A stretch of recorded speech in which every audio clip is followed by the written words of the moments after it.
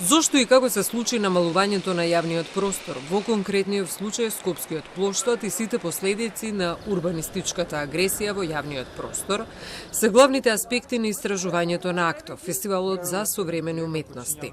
Стеснувањето на јавниот простор води до стеснување и намалување на јавното мислење, а со тоа и на намалување на демократијата. Во период од 30 години дошло до 70% стеснување на јавниот простор на јавната површина на плоштадот Македонија. Со тоа се кажува дека јавниот човек не е веќе човек кој што зборува на отворено, него најверојатно овој јавен живот е префрлен само на социјалните медиуми, а знаеме што значат социјалните медиуми и до кое ниво стигнавме со комуникацијата на овој виртуелен простор. Врската на јавниот простор, агората и правото на говор. Дали агората дали плоштадот е некаков простор за разговор, диалог агора или е само уште простор кој што се уште поларизира? За архитектката Дивна Пенчиќ, која е воедно и нов советник во град Скопје, урбанизмот не е само градење и пополнување на градот, туку многу повеќе квалитет на јавниот простор.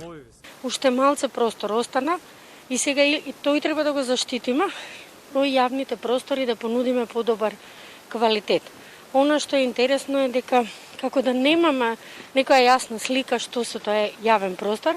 Јавниот простор не е само да пројдете и да отидете до првото кафула или првата кафана и да си го паркирате возилото, него напротив тоа е место каде што треба да се одвива градскиот живот и јавниот простор е дневната соба на градот.